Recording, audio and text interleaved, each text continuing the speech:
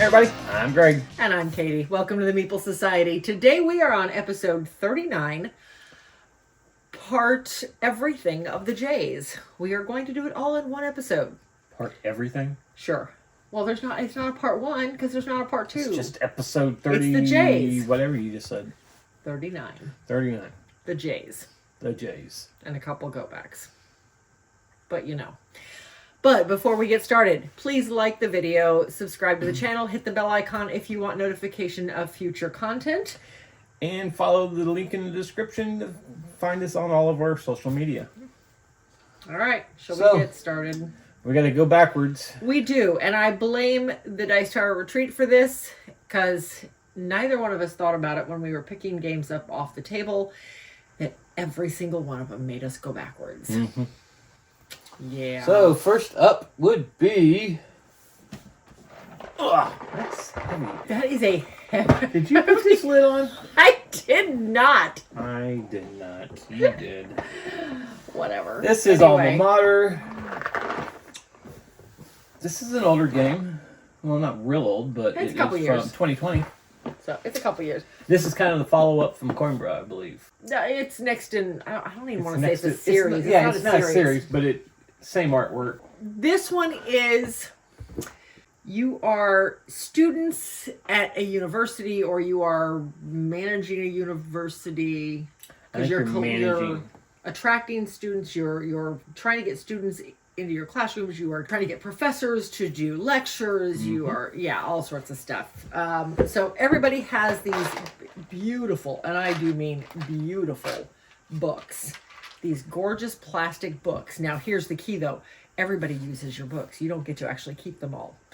But you do get to sell some of them if you choose. So you've got your player board where you are selling books, you are collecting students, you are, like I said, trying to hire professors by using books of all different colors.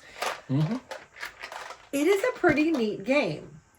The board is pretty intricate. It's a worker placement. You're putting your people around in order to do certain actions. You can spend money to get books. You can use the books that you've acquired from either your supply or from other players' supplies, or even dictionaries, because dictionaries are important. Then you use those books in order to get the professors or the students, or because each student and each professor has a certain. Well, actually, the students, each column has a certain type of book, and however many books there is. Right. The neat thing is that it's not set in stone. No, because it's depending on what's the hottest book. Yes, and the hottest book is determined by who's done the most research, which player has done the most research on the research track, because their books are more in demand because they know more what they're talking about. Yep. It's a pretty interesting concept. Yeah. First play in at the retreat, yes. Matt taught us. Yep. Matt, from our friend from Phoenix. I was still trying to wrap my head around it as the game ended, so I didn't fare too well. The second game, I tried a different strategy and still didn't fare too well because she whipped me in that one. I did win pretty handedly at that one, yes. So maybe the third play I'll have a little bit more understanding of the game and do a little better. Regardless, interesting game. It's one we have almost picked up off the shelf half a dozen times. We just never have. It's one that I had heard mixed reviews for it, so it was one that I really wanted to play before I even thought about picking it up. Nope. So I enjoyed it. It will stick around. Alma Mater.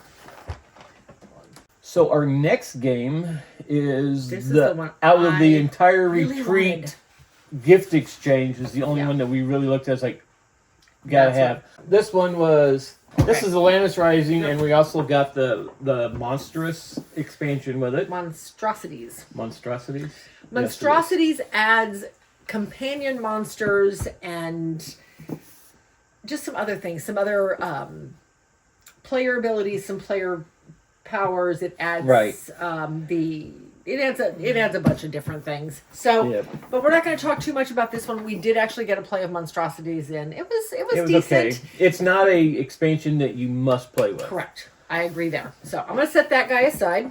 So, but Atlantis Rising, we got our first play in of this at the retreat. And before having played that, or actually maybe it was after we'd played it, Jeff Knapp, Tabletop Toolbox, said that this is one that he and some of his buddies played, and it was literally everybody is on their feet at the end of the game trying to figure it out, and everybody was clapping when they won the game. It is that type of intensity. But the idea behind this game is that Atlantis is sinking. Yes. Now, unlike most other cooperative games where you're trying to keep that from happening, you can try, but it's sinking. There's no way to stop it. However, the goal is to get enough resources out of the land in order to build the gate that you need in order to take your people to safety. Simple as that. So I love this. The artwork on this is really artwork is beautiful. I love this. So this is the gate piece, and there are 9 different keys to the gate that start over flipped like this, and you have to get all of these different resources and assign somebody up here in order to give over those resources so that you can flip the gate over, and now that piece is completed. Technically, I think these start off the board, period. We just put them in there so they're... This board is double layered. Sense, yeah. It's nice. And there is actually one of your player power, your player pieces that can use these prior to them being activated. So it just made more sense. Yeah. And then once you get all of the 9 built, there's the center portal piece that gets put into place. It has to be built, and then once you get it built, everybody's leader has to have built part of it. And all the leaders have to meet up there in order to supply something for it to be built. So I thought that was pretty neat.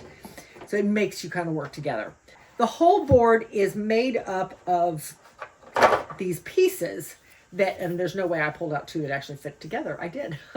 That these pieces, and there's 9 spokes to the island, and all of them match up like so. And that one doesn't fit there, but you get the idea. And then as things flip, you flip it over, and now all of a sudden the island is sinking. There are ways to flip some of them back over, but they're few and far between, and you don't get nearly enough to keep it from sinking. Yep. Every round, everybody works together to figure out what kind of resources you need. Do you need gold? Do you need ore? Do you need to change that ore into metal? Do you want cards that give you special abilities? Do you want to get more workers? Do you want to basically entice more Atlanteans to come help you? And that's all determined on what keys you have out. Yes. So, because each of the keys require different things. Yeah. So you're working together to try to make sure you've got all of your bases covered and that somebody is going after everything. Some things only require one person to be there, some require multiple. The problem is though that once everybody has put their workers out, now you start pulling cards, and these are the misfortune cards, and the misfortune cards will tell you what happens. Yeah. Sometimes it's clear sailing. Sometimes you get clear sailing. Clear skies, no problem. Yeah. Other times, pieces of the island, it tells you which one of your 6 pieces sink. And you have to pull the bottom one of that section and sink it.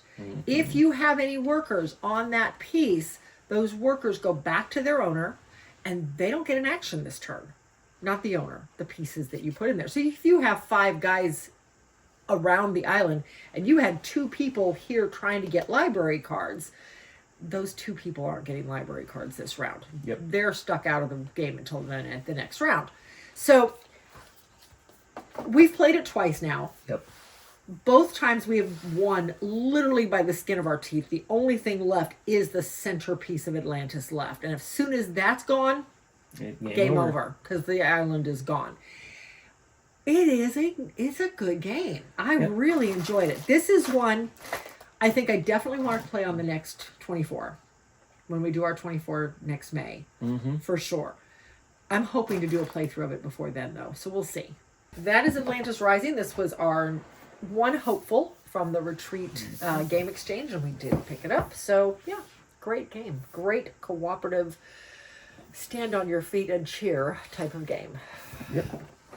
Another one from the Dice Tower Retreat. Yes, exchange. This was your first pick? Yeah. Yeah, because my other first pick was already gone. Yes. And we'll see that here in just a second. Because we picked bought it up someplace else. Yeah, we did. This is Flamecraft.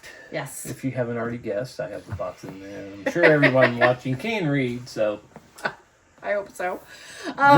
This is one we thought about backing, and then I was going, it didn't. looks like a kid's game, which is what everybody was thinking about. Because of the artwork. I think the artwork's cute. We watched the gameplay through, and it was like, I don't think so. Yeah. But we got to play it at Dice Tower West. It was in the hot game room at Dice Tower West, and it was it left me unsure. Yeah. Let's put it that way. Mm-hmm. I wasn't sure if I liked it or not, so we decided that we wanted to do some more research on it. Never got a chance to play the game, but we got a chance to get it for free, pretty much. We got a chance to essentially get it for the cost of the game we put in, which, we'd already donated, so it was free. Mm-hmm. So why not? If we don't like it, we'll just sell it. No big deal. Yep. I kind of liked it. Yeah. I really liked the second playthrough of it. Maybe I understood it more. We played it 2-player instead of 5-player. This is your player board. This is the game board. So the game board is this giant playmat. This is the city, basically. This is town. And the idea, here, I'll let you roll that back up. I'll keep you busy. So the idea with this one is that there are locations around town like such. And there are some that start out. And each... What? Go on. I'm busy. Go on. Each turn, you take your dragon, your little guy, and you move him to a different location, and then you can put out one of the dragons out of your hand into the city. You collect the resources from the shop. You can put one of your dragons down if you have any in your hand and you wish to put them down. And then you can do the actions. You can fire off or fire up any of the dragons that are there, or potentially even do the action on the shop itself. So this is all worker placement, action selection type of thing. Some of the dragons allow you to swap the position of 2 dragons in the city. Some of them will let you pull more dragons or more cards or pick up extra resources, that type of thing. And you are using the resources in order to basically enchant different shops. So as long as you have all the resources pictured, you can take this, and whatever shop gives you this resource, you can enchant it so that next time you go there, you get more of that resource. And you get points. It gives you, sometimes they give you points, sometimes they'll give you new cards. I was very intrigued by this game. I really like the way it plays. I think it is actually a very quick game. Once you get 10 or 12 or 14 shops, whatever it is by the player count, once you get that many shops, and you start with 6 already out. As soon as you fill up a shop, a new shop comes out. So each shop can only hold 3 dragons. So it actually goes pretty quick. And we didn't even fill all the shops. We ended up running out of fancy dragons before we filled all the shops up. So I actually really liked it. It did not, the mechanics are easy. It's very easy. I feel like it's going to be a very easy game to teach. Yes. I think it has a really good table presence. The artwork is adorable. So, yeah, I will hold on to this one for a little while. At least get a few more plays of it in. But, I put it on right. See? She can be taught. Okay, for that I'm turning it. You wait, I will. Anyway, that is Flamecraft, and it we'll find a home for it on the shelves. Yep. There you go. Okay, next we have the other game. We did not get this at... No. You put that one away. I did not. I would have had it correct. Uh-huh. We did not get this at the Dice Tower Retreat. But this is Cosmoctopus. This is a game that I was wanting to get at Gen Con, but they were sold out. It's a tableau builder that it gives you certain powers in the end to build more cards and to get more tentacles as you finish off cards. You have your little octopus that moves around. It's Inky, isn't it? I think that's his name, yes. But there are 9 locations, and there's actually 11 to choose from. There are 3 or 4 special locations. You only use one of them each game, and then the others are used in every game. So, yeah, Inky Realm. There you go. The initial setup is a 3x3 grid. You can switch that up if you wish to make it a little more challenging. But you can only move to the space next to it. You can only move one space unless you have a special ability that lets you move further. Yeah. So you're moving around, collecting the resource, doing the action of the spot, and then you can purchase cards out of your hand. Right. You purchase them out of your hand by using the resources, and it costs whatever resources are up in the corner of the card. So again, it's all worker placement or worker movement. Worker movement, resource management. This being the worker. Yes. I really like this one. They actually have a cooperative mode. We played it competitively at the retreat. You caught on immediately. Jeff and I were not quite so lucky. We did not get that engine building quite so fast as we should have. But we played it competitively. We discovered after buying it that there was a competitive mode, so we tried that. Cooperative mode, you mean? Did I say? I did say competitive. I was like, we played that at the retreat. It's competitive. We've discovered there was a cooperative mode, and we played that the other night, and I liked it. We almost did not win, right? Because it took me forever to get my last tentacle. But yeah, because each of you had to get 8 tentacles. Yeah, before he got 15. The opponent got or whatever. Before he got his 8 tentacles. Yeah, because he had to get 8 tentacles too, but it just took him a little longer to get started. But boy, once he started getting them, he got them quick. Yeah. So, but it's a good game. I've not quite mastered it yet. Like I said, it's going to take me a minute to figure out how to beat him on this one, I think. But it's a good one. I'll play it again. But I hope so. That is Cosmoctopus. All right, now we're ready to actually start with the J's. Now for the J's. Welcome to episode 38. 9. That's where we're in the wrong one. 39. And we have how many games? We're down to 18 games. We only had 18 J's.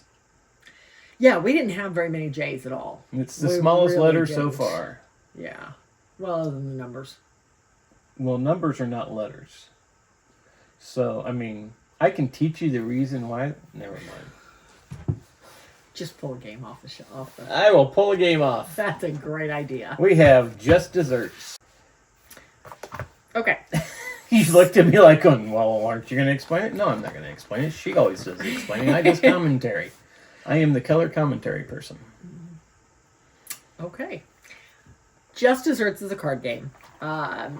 Everybody has... I'm not going to take all these out. I think they figured out it was a game, but... See, that's that color commentary stuff. Okay.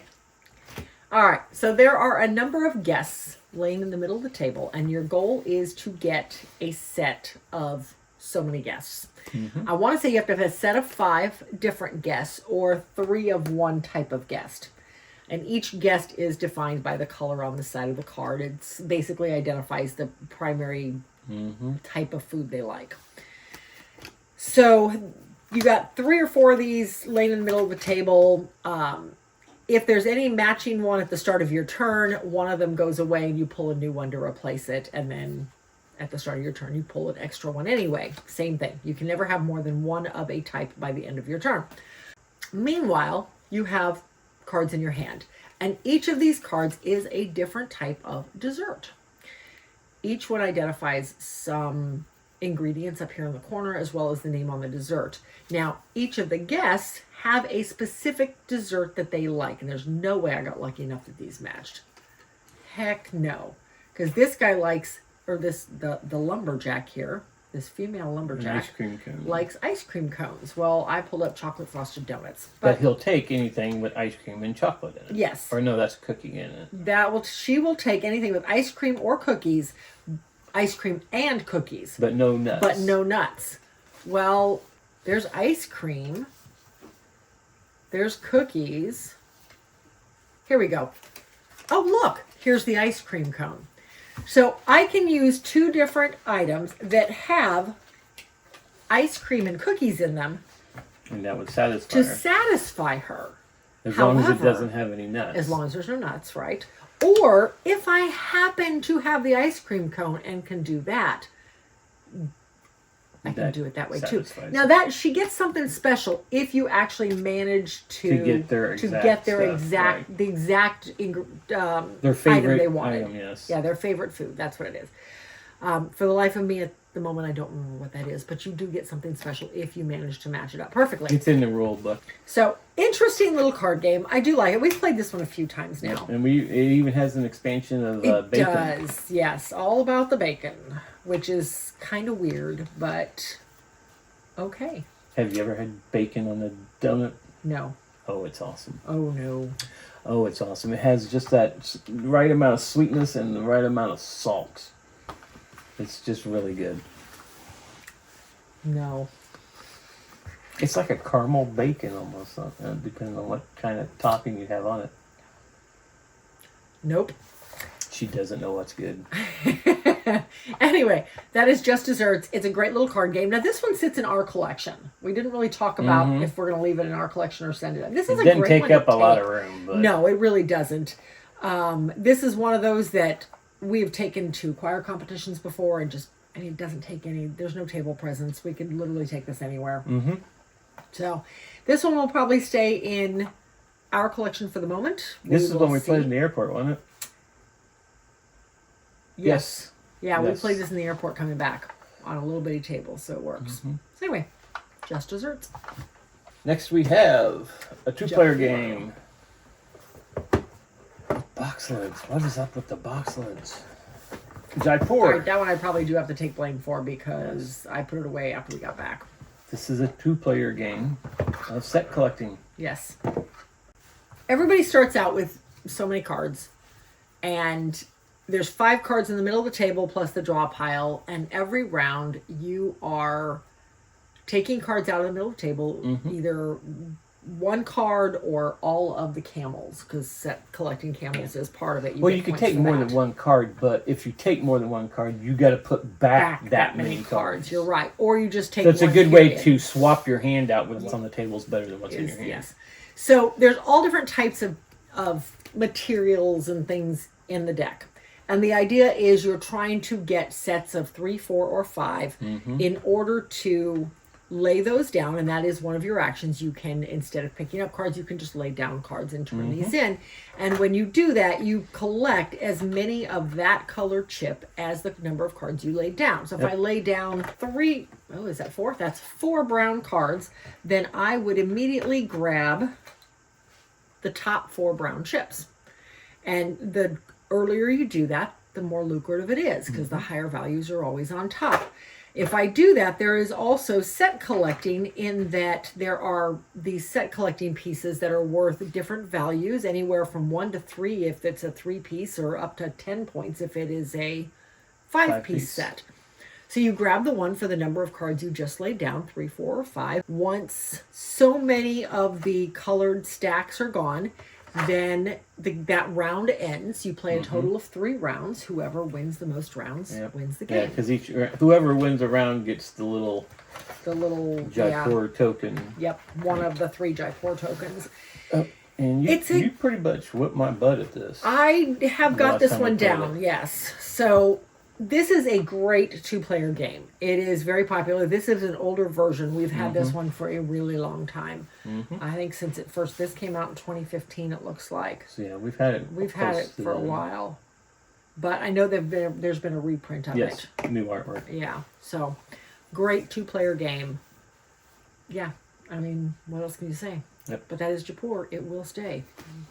Next is Jump Drive. Jump Drive, which is Race for the Galaxy Race for the Galaxy Light. This basically has the same type of mechanics as Race for the Galaxy without without the production. The production, yeah. So same chips, all your pieces look very, very similar. All your cards have very similar artwork, or identical artwork, and identical icons. So the idea with this one is, again, you are working toward a specific number of points, and whenever your point tokens run out, that's the end of the game. But you are, exactly like Race for the Galaxy, you are using cards to purchase cards, and you're using military power to conquer planets. Yeah. You just don't have the production part. Instead of having all 5 of your icons down here, you've only got the 2, and it's the what money, will they get you? Yeah, the money or the points. So each round you're collecting money, or money being cards or points. Yeah, it's a very like you said, it is Race for the Galaxy Light. Yep. It plays. I swear we played this in 10 minutes. And this just came. It just had is getting a expansion released. They just did a reprint for it, and now they're releasing an expansion for it. I saw that. This game's been laying around for a while. Let's put an expansion out. It's a good game. It sits in the other collection. We moved it out of ours quite some time ago, just because it never got played. But we do have it in the travel collection, and I think when we first bought it, I thought it was an expansion for Race for the Galaxy because of the artwork. And it's the exact same size as the expansion boxes for Race for the Galaxy. But nope. So anyway, it will stay in the travel collection. Oh yeah, Jump Drive is a complete game. Race for the Galaxy is not required. Somebody don't read the boxes. Anyway, Jump Drive, it will stay in the travel collection.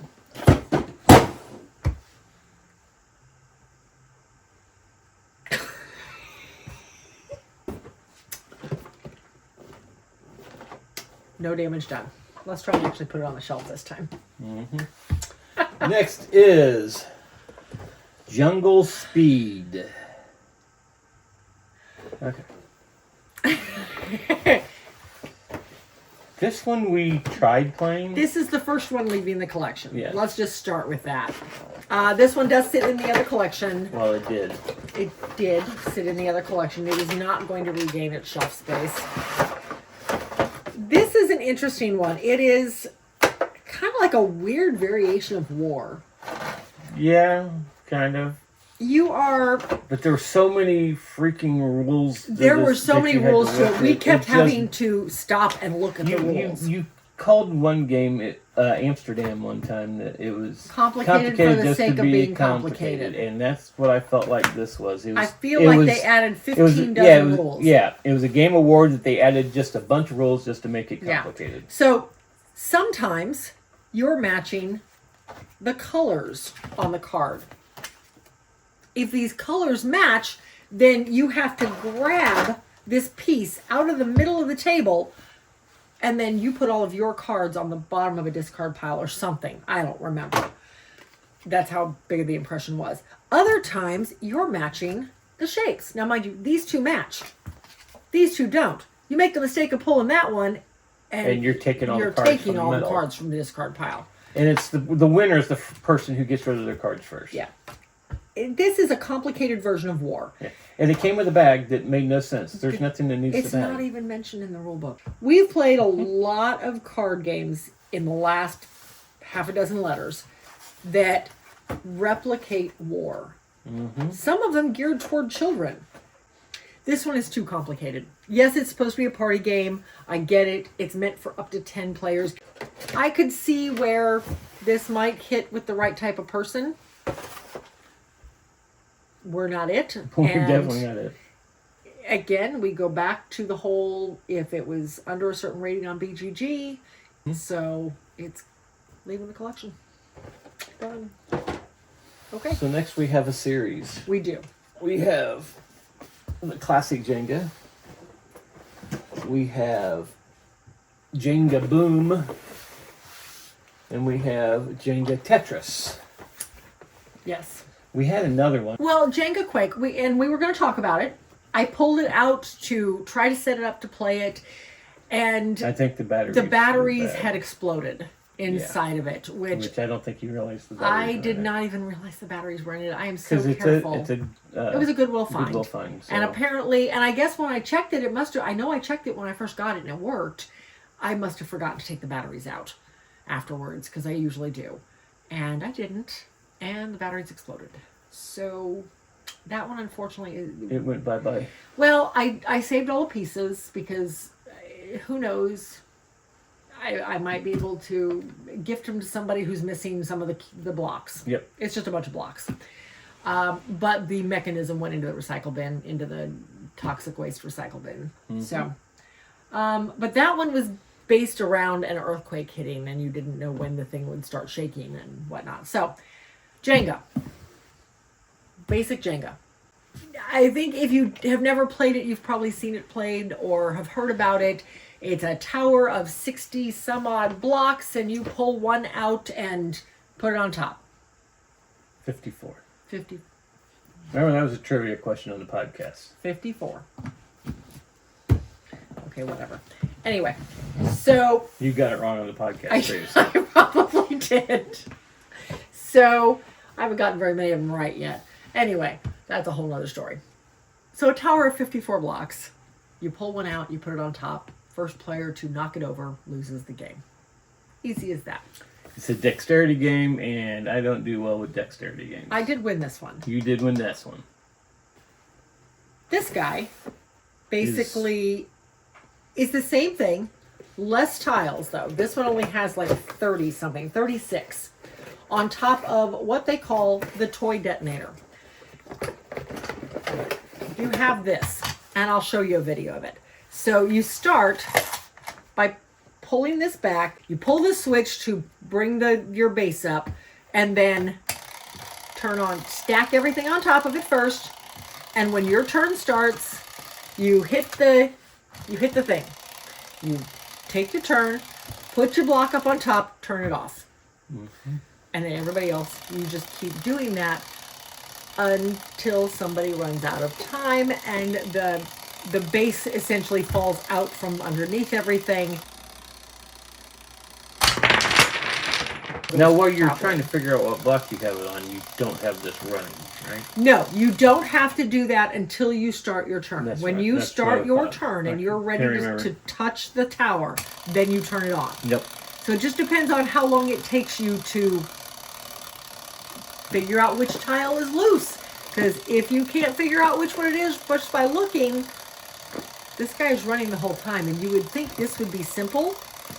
But as I discovered when I was recording this, it is not simple. It explodes whenever it darn well pleases. Yeah, because, you could sit there and take your time taking that tile out. The whole time watching that, too, and like going, okay. I get certain, see, it was that far, and there was still a couple inches left. Yeah. So you figure it's going to get within 3 inches. Yeah. You need to stop, get that piece out so that the next person is going to explode on. Yeah. We decided this one's going to hit the sale pile just because it's going to fling tiles everywhere. Yes, tiles go fly, or tiles or blocks literally went everywhere every time we played. So, and it doesn't do anything different other than the weird timer than this one does. Mm-hmm. So, and I don't think we need more than one. No. This guy's leaving the collection for the exact same reason. Because I want it. No. And this guy got really tall. Yes. I was shocked how long it took me to knock this guy over. In this one, all the blocks are the same shape. Yes. Long little logs. This one, they're Tetris pieces. You got all different size pieces. It was interesting. I did enjoy it. But at the same time, I don't think we need even 2 of them, let alone 3.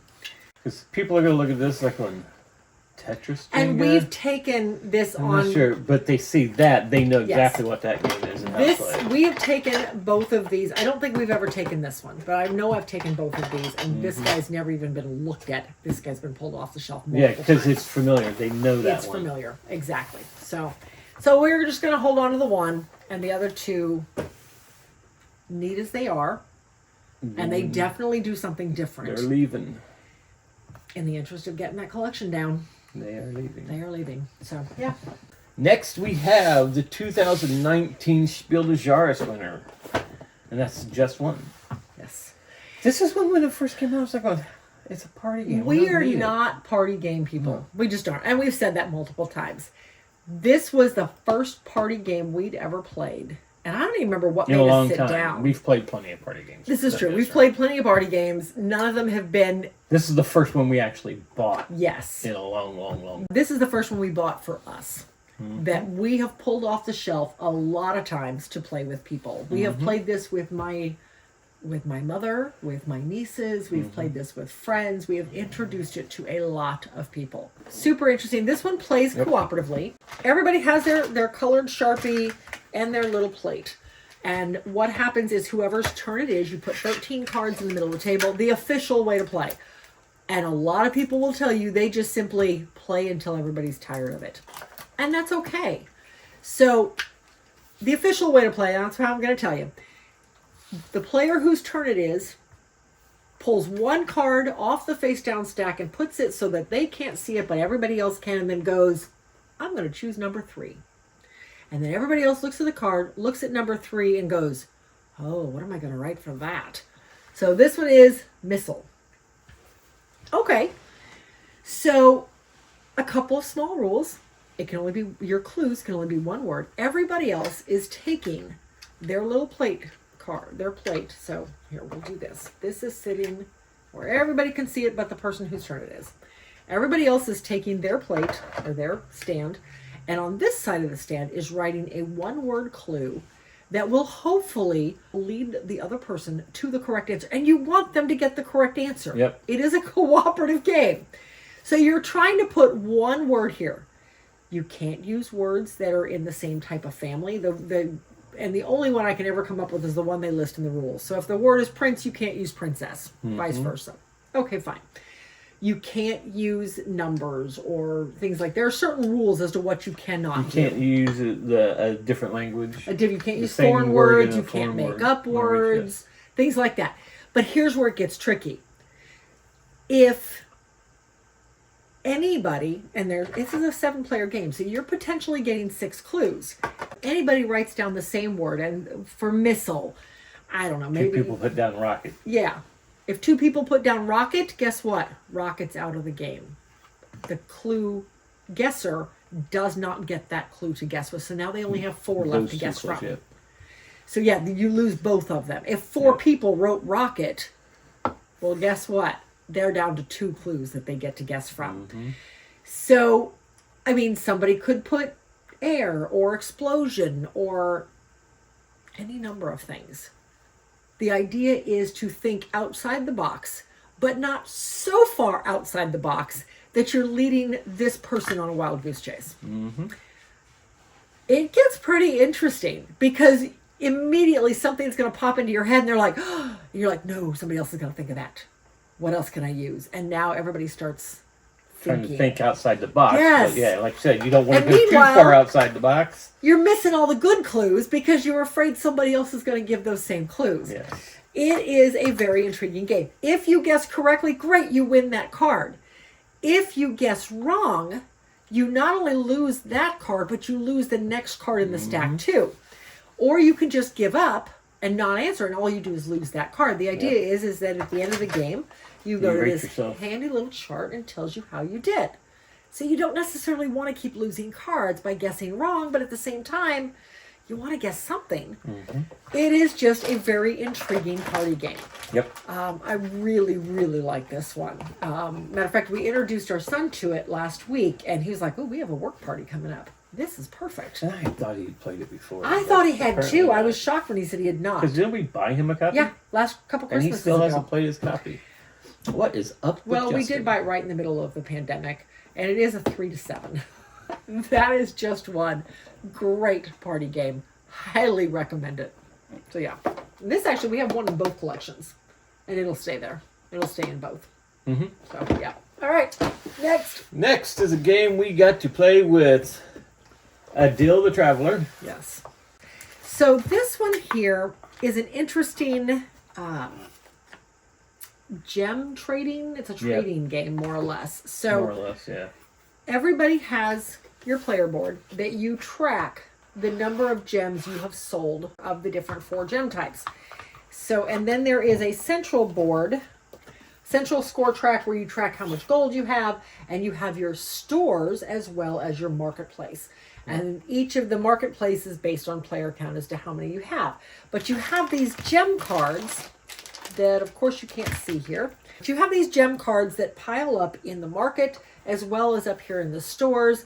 And on your turn, you can go to either take all of the gems out of one store or out of one market stall and put them into your collection. The problem is there are counterfeit gems amongst all of these things. And they're marked, so you know. They are well marked, yes. But you don't want to get caught with them, because if somebody sells gems, and we all have that option during the game, if somebody sells gems and you get caught with counterfeit gems, you have to get rid of them, and you can no longer sell them. So you want to try to get rid of them as quickly as you can. Now the center of the board, which you didn't talk about, I'm sorry, were these. Yes, you have these power cards. Power cards, basically, and some of them them are different powers to use. Some of them were in game, some of them were end game scoring. The crust of this game is a card actions. So everybody has this deck of cards. So every round, every day, and it plays in, I want to say 6 days. Something like that. It plays until the end of the game. A certain number of rounds, yeah. So each day, you are playing 3 cards. All of these cards have, well, not all of them, but a good chunk of them have coin values on the bottom. You have to have that much gold in order to play the card. But the later it gets in the day, the bigger discount you get. Those things, now they're wanting to get rid of the stuff in the stalls. They don't want to hold it overnight. So they're willing to give you a discount to come and buy it. So you're playing a card, and everybody lays down their card at one time. And then whoever the first player is activates their card. And then you kind of go round robin after that. So if you happen to be the third player that round, you may not get to do what you want to do. Well, you're always going to get to do what you want to do. Yep. You just may not get to buy from the specific store you want to buy from. Because somebody else did it. Took what you wanted. Right. So, and there's different things in here. You can exchange some gem cards. You can sell gem cards. You can take all the gem cards from one store and then put them down here so you don't have access to them until the next round. All sorts of stuff. You can get extra gold. Your fake gems are safe. You can protect your fake gems till the end of the day. Everybody has the exact same 7 cards. Throughout the day, you're playing 3 of them. At the end of the day, you pick them all back up and put them back in your hand, and you can play the same 3 the next day. Absolutely can. So it's just a really interesting game. We've played it 2 players several times now since we first bought it. This is the first time we've gotten to play it 3, and it definitely changed the dynamics just a little bit. A little bit. I liked it, and I was reminded how much I did like this one. This one sits in our collection, and it will stay there. But it is a great, very much out of print, I'm afraid, Mayfair game. Well, it's also Lookout Games. Well, that's true. It is Lookout Games. But I don't think it's still in your collection. I have not seen it. Yeah. Anyway, that's Johari. Great trading game. But, yeah, it will stay. Next, we got one of your Kickstarters that was in. Yay. This is Junk Drawer. I don't know if I did that or not. This hasn't been played since the 12-hour marathon. Anyway, so this was Junk Drawer. This is a polyomino game. So how this one plays, this is all about organizing your junk drawer, which ours is a complete and utter disaster. This is much easier to organize than that one. So the way this one plays, everybody has a set of the exact same tiles. Yep. Done. So there's all the tiles, which I have put into boxes that almost don't fit in here. Right? Yes, these are bit bins, I think. I don't know. Okay, so there's the goal board, and you have easy, medium, and hard goals. And each game you choose different goals. So, and there's a lot of goals in here. You pick 4 of them and you put them out on the board. The main board. Yes. And then everybody has their dual layered player board. And I recommend, anyway, you do not have to do this, but I highly recommend it, that you match your playing board orientation with the goal board.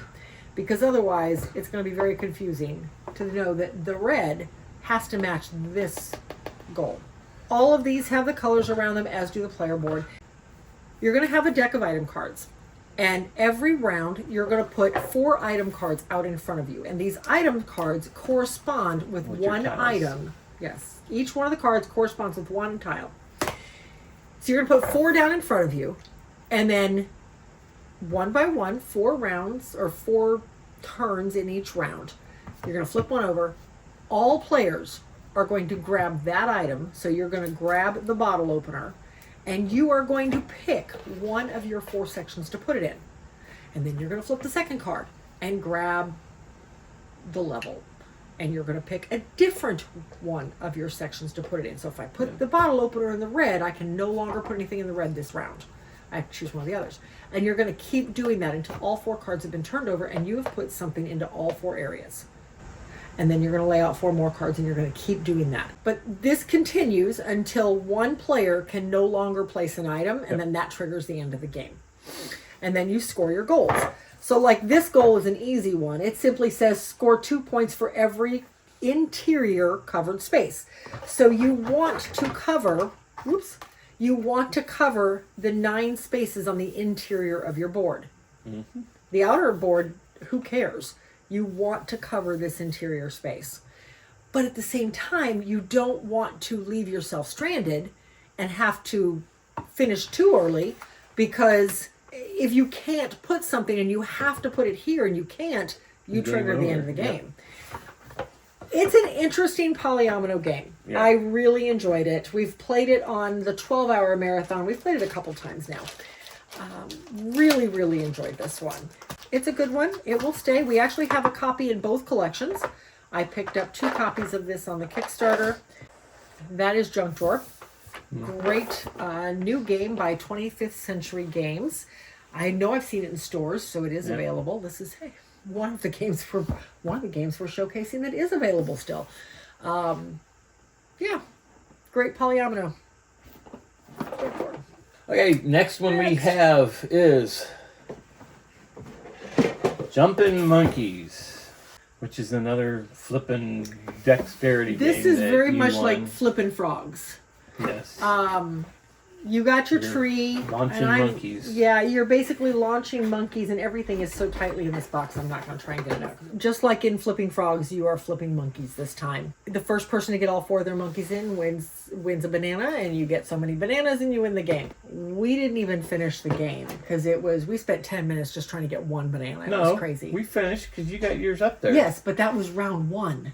Oh. Yeah. Yeah, you that's right. You kept getting bananas because you bet your banana out, and that's right. So somebody got rid of all their bananas loose. Yeah, it's going to leave the collection, mostly because I think we spent more time picking monkeys up off the floor than we did actually flipping them. Yes. And I don't want to be chasing monkeys across the floor and having kids step on them. And he's going to leave the collection.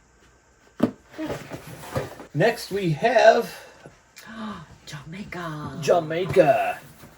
We just played this last night. We did. We also played it with the Crew expansion, which you can take it or leave it. The Crew, I'll come back to that one. Okay, so Jamaica is very popular. It's a race game. It is a big race game.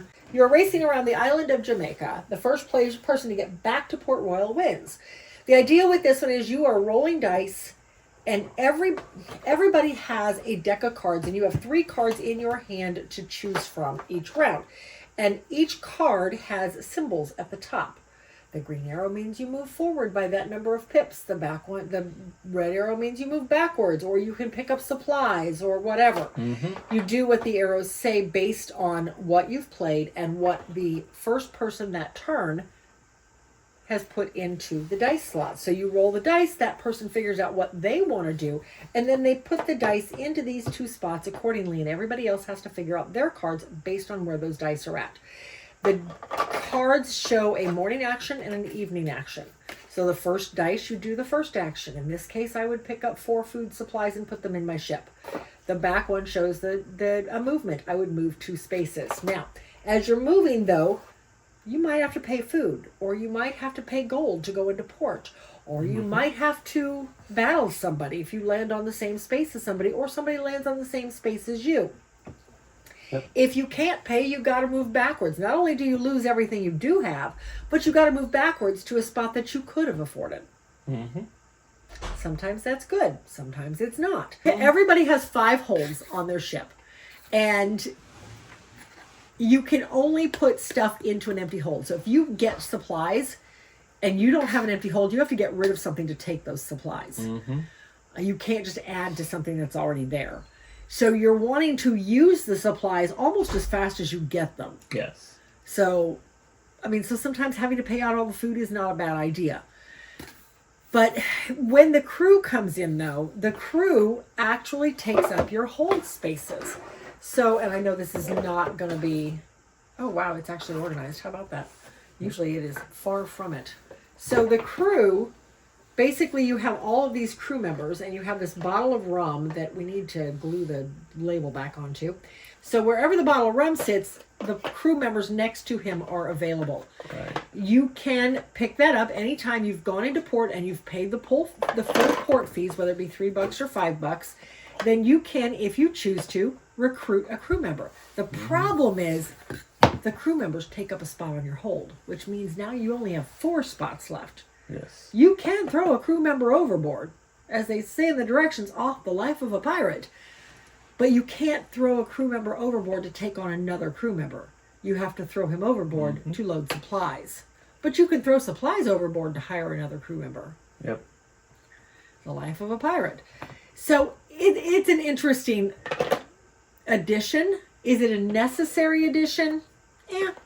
Mine was handy last night. Mine were. Yeah, so, I did like them. So I had one that could allow me to go one more forward or backwards. Mine allowed me to, the one I picked up, I only picked up one because I didn't want to give up the hold space. Right. But mine allowed me to pick up, every time I picked up supplies, whether it be gunpowder, food rations, or doubloons, I got to pick up an extra one. Yeah. So that came in very handy. This is my one complaint with this game. This is the rule book, which I get what they were going for with it being like a treasure map. But holy crap, really? This is such a pain to use. I'd be curious to see if future printings had this same rulebook, because this rulebook is for the birds. Anyway, that is Jamaica, as well as the crew, and we're going to pretend I put it on right.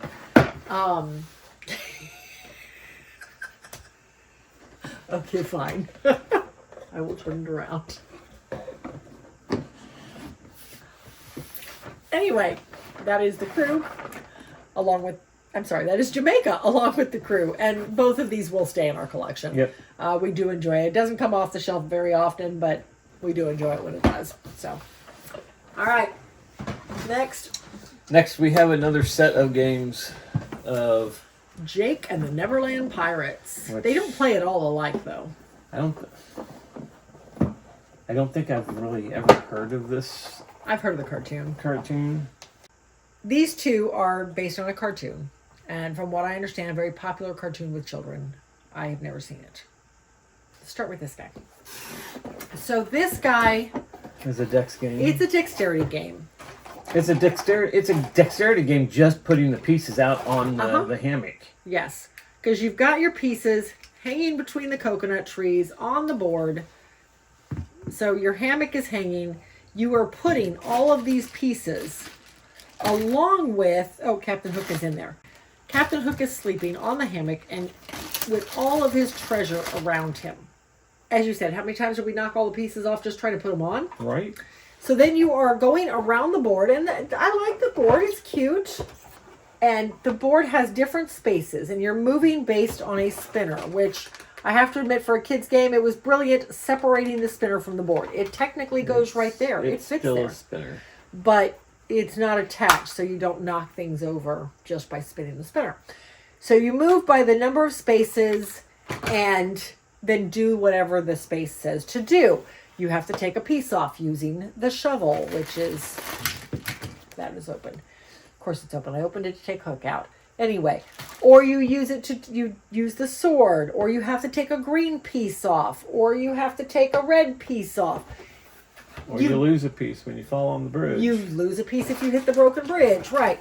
So, it's a cute dexterity game. That being said, it is designed for small children and was frustrating as an adult.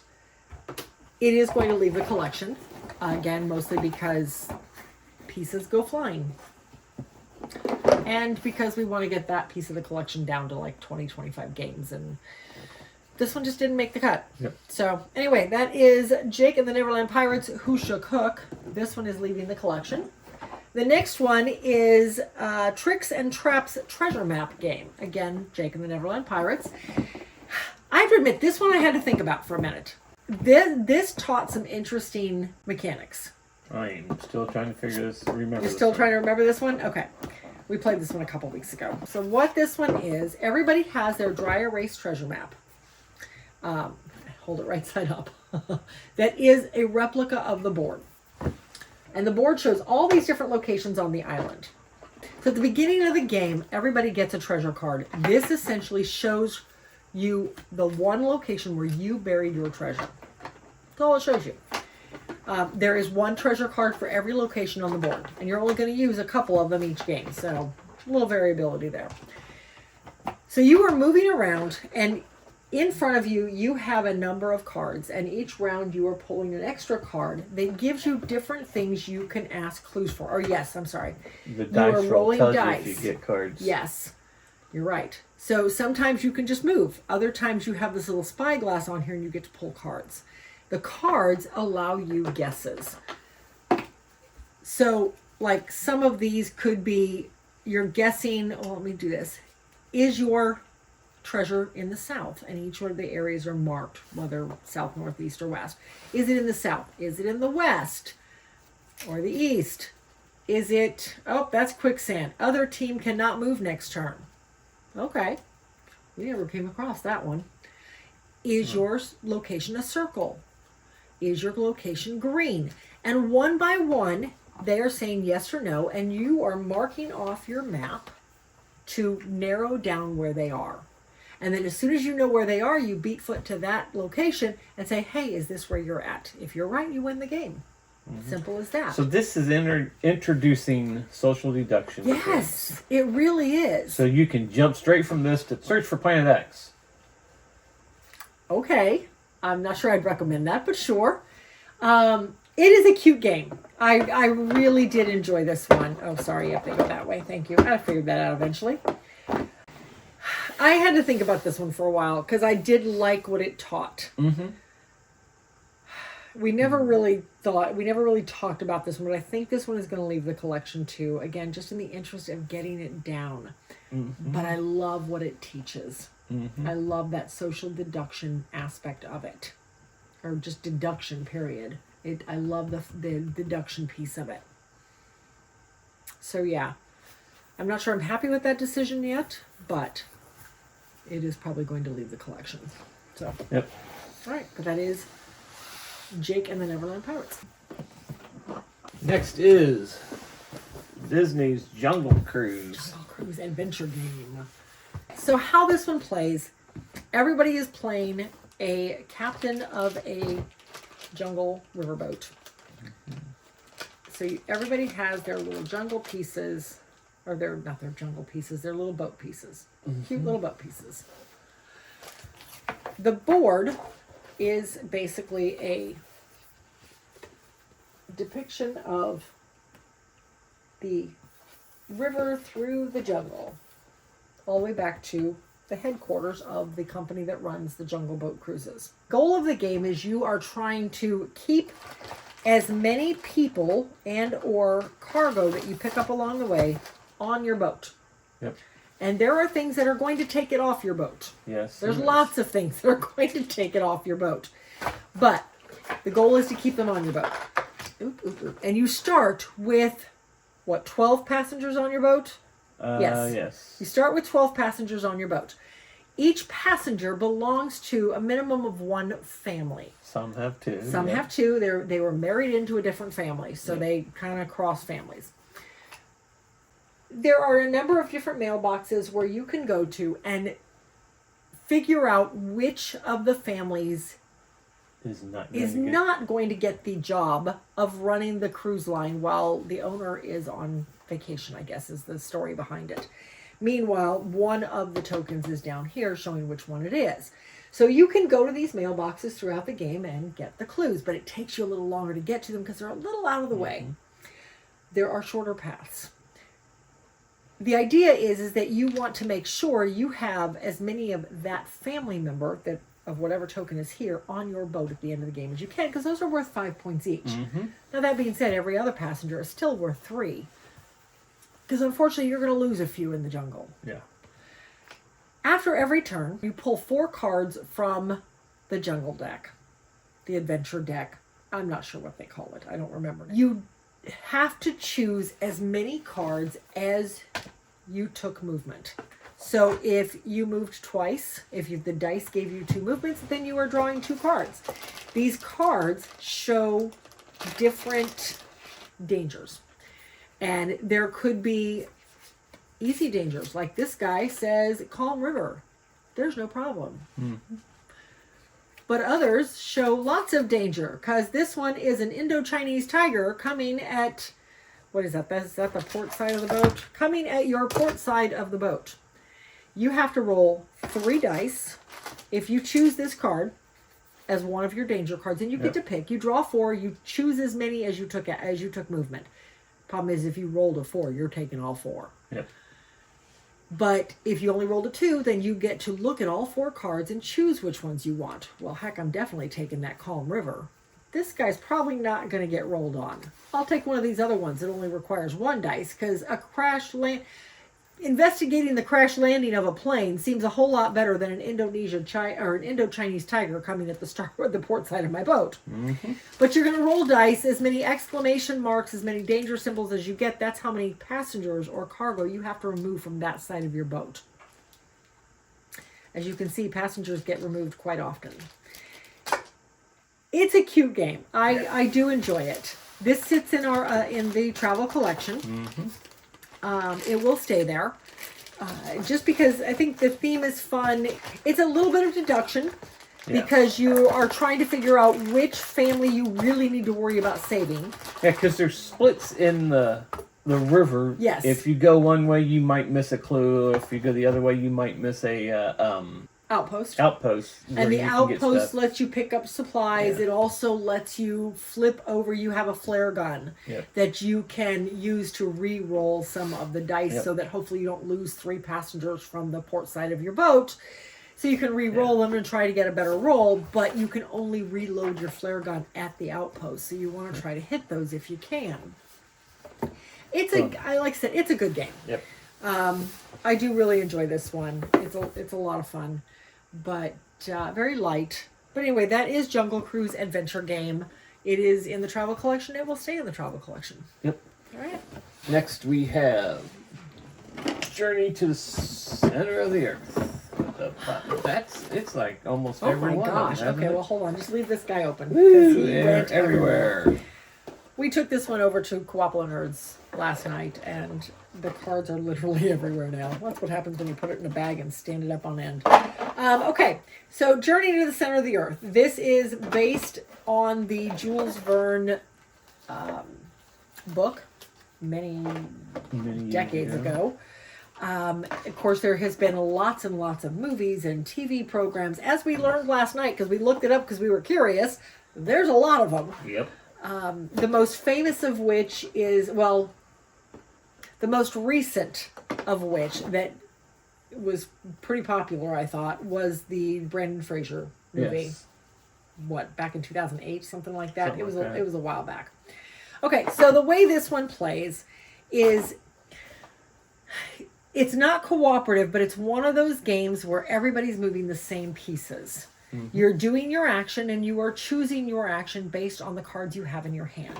So everybody has a number of Explorer cards in 3 different colors. Everybody has a number of equipment cards. There's like 5 different types of equipment cards, and each one does different things for you. So there are 3 colors of Explorers. This is a 4-player game, 2 to 4-player game. So you got the word upside down. Of course I do.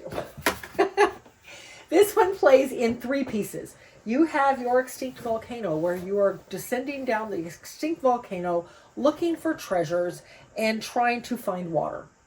Mm-hmm. So every time you pass one of the explorers across a water mark, you get to get the water. If you pass over a question mark, you pick up an event card. All of the event cards are good. They help you. Mm-hmm. If you stop on an area with any of the artifact icons or the equipment tool, the tool icons, thank you. Then if you pay that equipment, you can pick up artifacts. You've used your equipment to get artifacts. There are rocks that take extra movement unless you have a pickaxe. The pickaxe will let you move through all of the rocks on that turn for free. Well, not for free, for one action versus 2 or 3 actions. Now, in order to move, you are paying, like if I want to move the blue explorer, I have to pay blue cards equal to the number of movement I want to make. I can move up to, let me rephrase that. I can pay up to 5 cards to move. However, some of these rock spaces require 2, unless I have a pickaxe. The hard tack will give you extra movement. If I pay 1 blue and 1 hard tack card, then I can move 3 times, because I get 2 extra movement for every hard tack card I play, as long as I play it with another card, another explorer card. The flashlight will let you pick up extra fossils and decide which ones you want, because they're all worth different points. So they each of the tools have different benefits. But you're collecting water to get down. Whenever one explorer makes it to the very bottom down here to the magic mushroom, the golden mushroom spot, then suddenly all of the explorers gather. The mushroom forest. The mushroom forest, okay. All of the explorers gather together and they get on the boat to go across the underground sea. And basically it's the exact same thing down here. You either play cards to take a movement, or you can draw 3 cards out of the explorer or the equipment deck. And essentially, you're doing quite a bit of drawing cards because it's very quick to spend them. You could spend 8 to 10 cards in a turn. Yeah, and you got to remember, you can have 10 explorers and 5 tools. Yes, which somebody forgot last night. So, when he had half the tool deck in his hand. I did not. Oh, it was close. I had 9 tools. You had way more than that. No, I only had 9 tools. Okay. Anyway, so you make it across the water. And again, at this point, all of the explorers are on here. You can use any explorer card, as long as they're all the same color, to move the entire boat. Everybody is doing this. So you're pulling cards or moving and using your cards to get across certain things. And then you get to the active volcano. So as soon as somebody lands here on the ancient city, they get the extra bonus points involved with that. And then you start up the active volcano. And you're pulling explorer cards from the top of the deck. So like this one, I pull a blue. I would move the raft up to the first blue raft. And then do whatever icon is on there. Now in this case, there's nothing, so we lucked out. But if I had landed on a yellow, I would have to discard. You pull an equipment card. Pull an equipment card. I would have to discard, in this case, a compass out of my hand. If I didn't have a compass, then I lose one of my treasure cards, my artifact cards. And you keep doing this. You pull the next one. You move to the next raft of that color until you finally are blown out of the top of the active volcano. I like this game. This game hits kind of lukewarm with you, I know. Yeah. But I really like this one. And Doug and Mary seemed to really like it last night. As they put it, for all of the mechanisms in it, it felt different. Yeah, that's the one big thing Mary said, that she thought it was really different. Yes. Something that they had not played before. Yes. And I do like that. That idea that you are sharing pieces with everybody else and everybody can move the same pieces, it makes it hard to plan. Because you have to hope that, okay, I've got this action set up for the yellow player. I'm going to do this and this and this, and I've got my flashlight, and I'm going to pull 4 cards. And then somebody will move the yellow player. And then somebody moves the yellow player. And now I have to traverse a trap to do it, and I don't have a rope or whatever. So it makes it hard to plan very far in advance. You've got to have a backup plan. Yep. But I like what it does, and It's a I game like of how pivoting. different it is. It is, yeah. You really have to be able to pivot. This is another old Mayfair game. We picked this up when we worked for Mayfair that one summer. Cosmos. Yeah, I've not seen this in print. And it's a Rudiger. Yeah. I can never say his name. Rudiger Dorn game. Okay. Oh, I love it. Greg is lukewarm on it, but it will stay in our collection simply because. It's different. Again, it's different. We don't have anything that does this. How often will it come off our shelf? Who's to tell? It's come off the shelf half a dozen times in the last half a dozen years. It comes off the shelf. Has it came off that often? No, it's about every other year. It comes off every couple of years. So, but anyway, I really like it. But yeah, great game. If you get a chance to play it, try it out. But that is Journey to the Center of the Earth. All right. Next up, we're going to Jurassic Park 3. This is a one versus all game. This is a one versus many or one versus all game. In 2 players, one person plays all of the human survivors. And one person plays all the dinosaurs. And one person plays all the dinosaurs no matter what. Yes. Yeah. So this has got a giant board that actually, is it a puzzle? No, it's not one of the puzzle boards. It is all one board. So here's your board. If I can get it all the way open. See, there we go. There's the board. In all its glory. I think they can see it better if it was like this. Like this? Okay. There we go. Anyway, so you're starting on this end, right? Yes. Right here where it says start, down here in the corner. The dinosaurs all have specific places that they start, and the human players are one by one. They're rolling dice and moving. Mm-hmm. And after every single turn, the dinosaurs get to move. Not after everybody has taken a turn. After every single player's turn, the dinosaurs move. Each of the human players has so many life chips. Mm-hmm. If the dinosaurs do enough damage, they take away a life chip, one by one, until you are gone. And then you're removed from the board. There are cards set out in each section of the board, and there are a lot of draw card areas. If you draw a card, some are good, some are bad. Well, let me rephrase that. Some are good for the humans, others are good for the dinosaurs. Either way, it's only the human players pulling them, so therefore some are good and some are bad. Yes. I lost a couple people because of these stupid cards. But you are rolling dice, and you've got attack dice and movement dice. The dinosaur have a different type of movement than the humans. The human has one that says group 3, so you can move anybody that's on one space, up to 3 people, on one space, and move all of those people at once. 3 spaces. Kind of nice. But then you have just your single numbers. I love the minis on this one. Yeah. The human players are all just standees with pictures. That's fine, or drawings. But the dinosaurs are these beautiful little minis. And for a Hasbro game, or Milton Bradley, Milton Bradley, yeah, both symbols are on there. But for being a mass market game, it won't stay on now. I promise they do stay together. Anyway, pretend it's working, because it doesn't seem to want to work for me. But it's got these beautiful, again, mass market, but nonetheless, dinosaurs that move around. They're not just little standees, and I really like that. I thought those looked really neat. So here, do this, you can kind of see that guy. He's very dark. There we go. But all in all, we were really surprised at this one. Mm-hmm. Even though we played it just 2-player, it was a lot of fun. It was a lot of fun. So we decided we're going to hold on to this one.